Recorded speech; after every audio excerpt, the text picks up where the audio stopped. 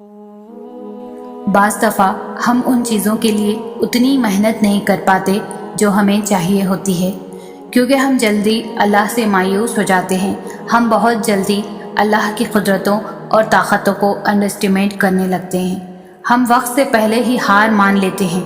ہم خود کو اتنا چانس ہی نہیں دیتے کہ ہم دوسری دفعہ دوبارہ سے کوشش کر سکیں، حالانکہ اکثر اوقات ہمارے پاس یہ موقع ہوتا ہے کہ ہم جیت سکیں، لیکن ہار جانے کے خوف سے ہم کوشش ہی نہیں کرتے اور کوشش کیے بغیر ہی ہار جاتے ہیں۔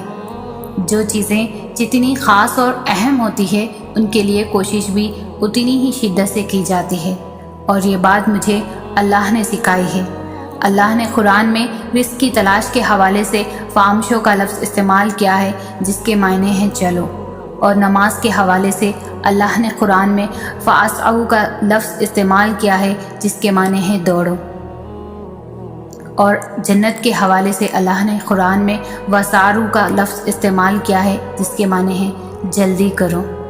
قرآن میں واقعی عقل والوں کے لیے نشانیاں ہیں، اور اگر آپ پچھلی مثالوں پر غور کریں گے تو آپ کو اندازہ ہوگا کہ ان مثالوں کے ذریعے اللہ ہمیں یہ سکھانے کی کوشش کر رہے ہیں کہ ہمیں جس چیز کی جتنی چاہ ہے ہمیں اس چیز کے لیے اتنی ہی محنت کرنی ہوگی۔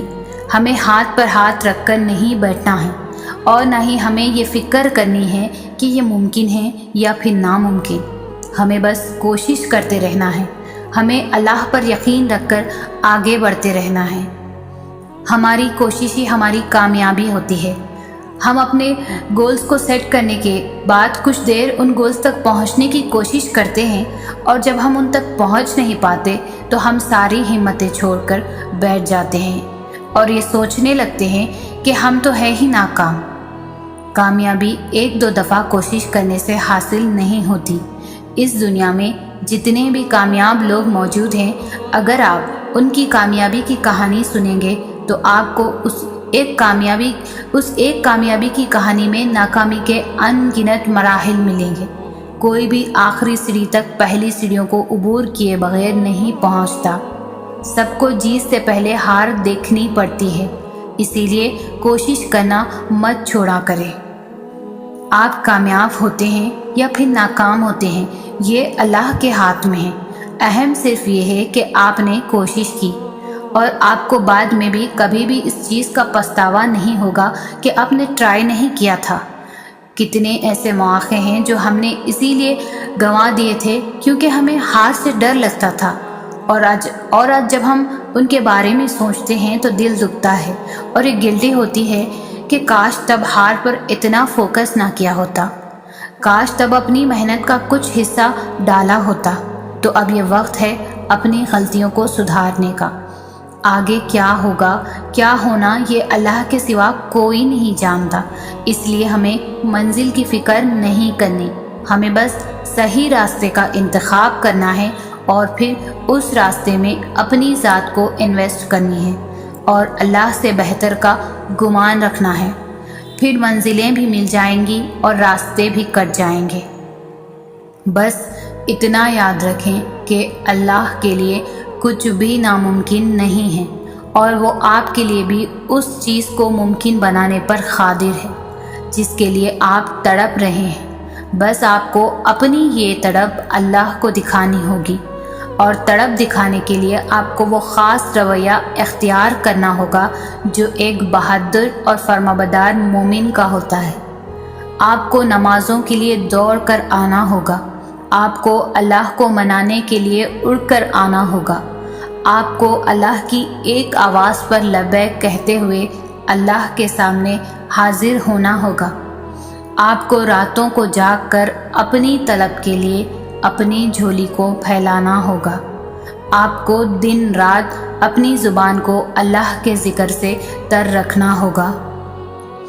آپ کو ہر وہ کام کرنا ہوگا جو اللہ کی توجہ آپ کی طرف کھینچے، جس سے اللہ کو آپ کے مانگنے کی ادا پسند آ جائے، جس سے اللہ آپ سے راضی اور خوش ہو جائے، اور اس کے لیے آپ نے ایک دو دفعہ ٹرائی کر کے نہیں چھوڑنا بلکہ بار بار کوشش کرنی ہے۔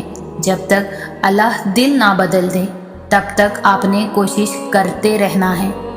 آپ نے اللہ کو مناتے رہنا ہے، آپ نے اللہ کے پاس پلٹ کر بار بار واپس جاتے رہنا ہے، آپ نے اسے اتنا پکارنا ہے کہ سب عرش والوں کو آپ کی آواز کی پہچان ہو جائے، اور آپ آئندہ جب بھی اللہ کو پکاریں تو عرش والوں کو پتہ چل جائے کہ یہ وہی بندہ ہے جو روز اللہ کو منانے آتا ہے۔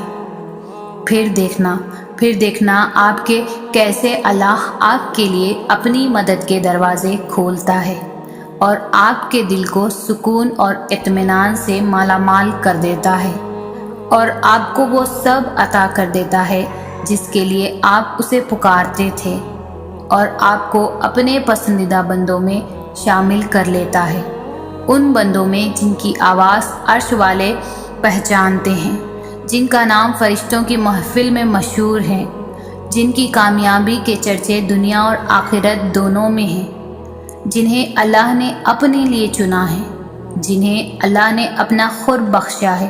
انشاءاللہ آپ بھی انہی میں سے ایک ہوں گے۔